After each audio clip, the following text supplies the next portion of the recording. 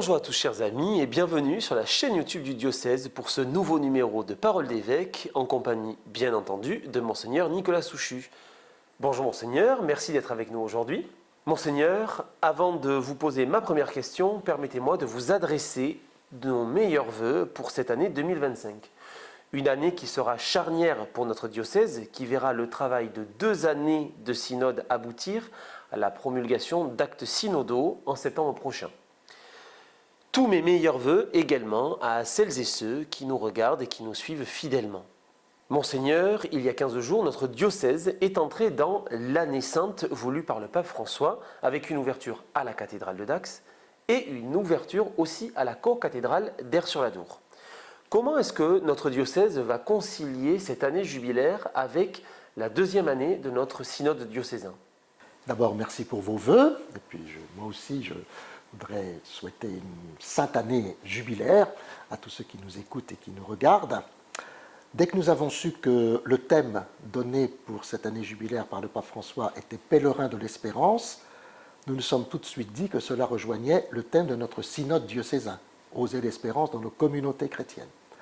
Et donc on a assez rapidement pensé que cette année jubilaire pouvait nous aider à vivre notre synode diocésain.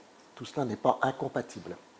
Après les 2 belles célébrations dont vous avez parlé, l'ouverture à la cathédrale de Dax et l'ouverture de la même année sainte donc à la co-cathédrale d'Aire-sur-la-Dour.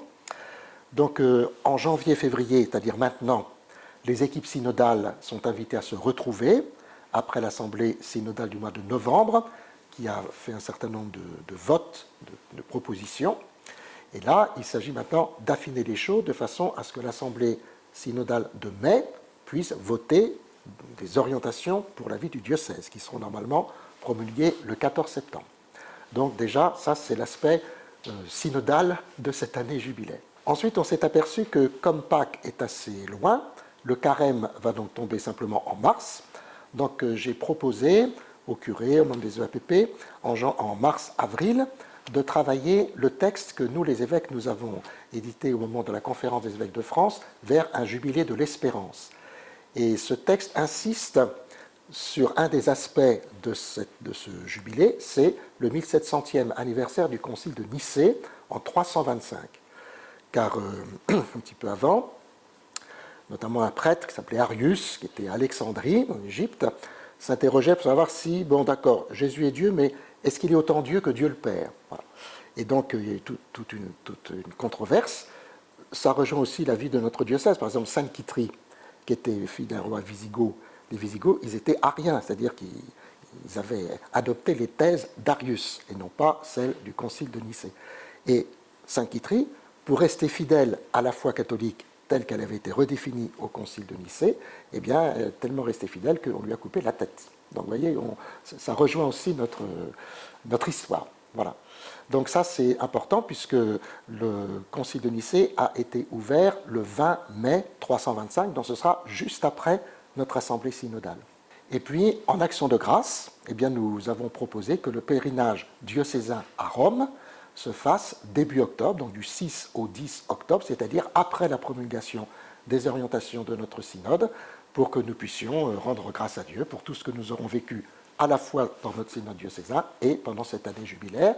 Et j'ajoute simplement que nos 2 sanctuaires diocésains, le sanctuaire Notre-Dame de Buglose et le berceau de Saint Vincent de Paul, sont 2 lieux qui feront des propositions tout au long de cette année jubilaire pour que tous ceux qui le souhaitent puissent faire cette démarche. Monseigneur, notre première invitée de l'année est Stéphanie Chauveau, co-responsable de la pastorale de la santé, qui va nous parler justement du dimanche de la santé. Oui, bonjour. Effectivement, nous allons avoir la joie de pouvoir vivre le dimanche de la santé. Le dimanche de la santé, c'est le 9 février. Alors, un petit peu d'histoire, ça date des années 80. C'était à l'initiative d'un groupe de l'Action catholique qui voulait vraiment mettre en lumière toutes ces personnes, acteurs de la santé. Et en fait, ça a démarré comme ça. Alors, depuis les années 80, tous les ans, nous fêtons cette fête du dimanche de la santé. Et effectivement, ce dimanche de la santé nous permettrait de mettre en lumière tous les acteurs de la santé. Alors effectivement, quand on parle d'acteurs de la santé, on parle surtout, alors effectivement, des soignants, de toutes les équipes soignantes, des proches aidants, des aidants, effectivement des équipes d'aumônerie, bien sûr, mais aussi de toutes les associations et les mouvements qui, j'insiste beaucoup, œuvrent dans l'ombre, mais qui font un travail formidable. Et en fait, cette action du Dimanche de la Santé, c'est vraiment mettre en lumière tous ces gens-là. Alors, cette année, nous, dans notre diocèse des Rédax, on a décidé avec le bureau de la pastorale de la santé de proposer aux communautés paroissiales d'inviter, vraiment d'inviter officiellement tous ces acteurs, de les inviter à ce dimanche pour vraiment faire lumière et les remercier de tout ce qu'ils font au quotidien, dans leurs petites actions, les uns et les autres, de remercier et de prier ensemble lors de ce dimanche de la santé. Alors l'idée, c'est vraiment que toutes nos communautés paroissiales, ce dimanche-là, vivent ensemble la journée pour ces acteurs. C'est pas le dimanche des malades, hein. J'insiste un peu parce qu'on aurait tendance à un petit peu confondre. C'est le dimanche de la santé. Et donc, si nos paroisses peuvent jouer ensemble cette mission de prier et de remercier, je pense que là, vraiment, on aura gagné cette chose. Et puis, on aura cette joie aussi de pouvoir se dire, eh bien, merci à tous ces acteurs de la santé pour ce que vous faites au quotidien sans relâche. Merci Stéphanie, et vous pourrez retrouver toutes les informations sur le Dimanche de la Santé sur notre site diocèse40.fr. Monseigneur, le mois de janvier est traditionnellement marqué par la semaine de prière pour l'unité des chrétiens. Quels sont les liens que le diocèse entretient avec les autres églises chrétiennes qui sont présentes dans les Landes, et surtout comment est-ce qu'en 2025 on peut vivre cette unité? Alors dans les Landes, il y a plusieurs églises protestantes. Et puis nous avons un prêtre orthodoxe. Ce qui est formidable cette année, c'est que la date de Pâques est commune à toutes les confessions chrétiennes. Et c'est un souhait du pape qu'on puisse continuer de le faire tous les ans. C'était d'ailleurs, paraît-il, un des articles du Concile de Nicée, que la date de Pâques soit commune. Voilà. À l'époque, il n'y avait pas de division entre les chrétiens comme aujourd'hui. Et du coup, j'ai proposé de passer la veillée pascale et le jour de Pâques à Mont-de-Marsan, parce qu'à Mont-de-Marsan, depuis plusieurs années, comme dans d'autres lieux, je pense à Cap-Breton par exemple, ou au Segor, il y a le matin de Pâques une proclamation de la résurrection avec toutes les confessions chrétiennes. Donc ce qui se fait déjà à Mont-de-Marsan, moi j'ai dit, je vais y aller. Et puis on a aussi renforcé j'allais dire, le nombre de célébrations œcuméniques possibles dans le diocèse pendant la semaine pour l'unité des chrétiens, qui arrive bientôt, c'est toujours du 18 au 25 janvier, pour se terminer le jour de la conversion de Saint Paul. Cette année, le thème, c'est « Crois-tu cela ?» Donc, on est au cœur du concile de Nicée. Voilà. Est-ce que Jésus est vraiment pleinement Dieu et pleinement homme?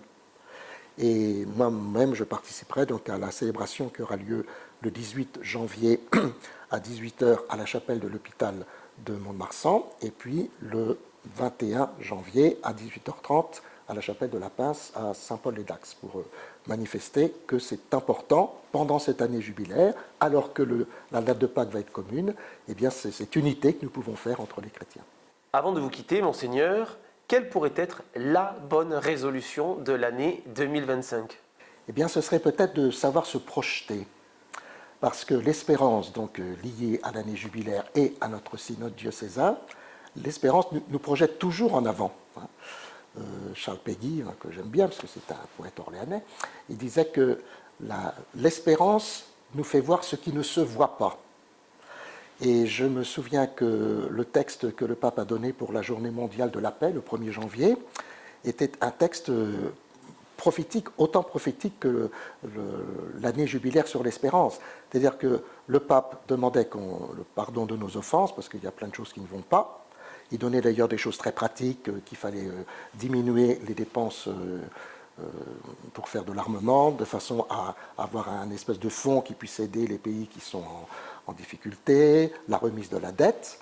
Et surtout, il insiste plusieurs fois pour dire qu'en 2025, il faut qu'il y ait la paix dans le monde. Voilà. C'est ça, se projeter dans l'espérance, c'est-à-dire c'est être capable de dire des choses que tout le monde n'ose plus dire. On est tellement coincé dans nos difficultés internes, dans nos difficultés à la française, dans les difficultés du monde, les guerres qu'on entend partout. Eh bien, voilà, si vous pouvez essayer, par l'espérance, de nous projeter en avant, grâce aussi à cette année jubilaire, eh bien, nous vivrions chacun une belle et heureuse sainte année jubilaire 2025. Merci Monseigneur pour ce temps partagé en votre compagnie. Merci infiniment à Julie pour la réalisation et le montage de cette vidéo. Nous nous retrouverons maintenant le 15 février. D'ici là, passez un très bon début d'année. À bientôt.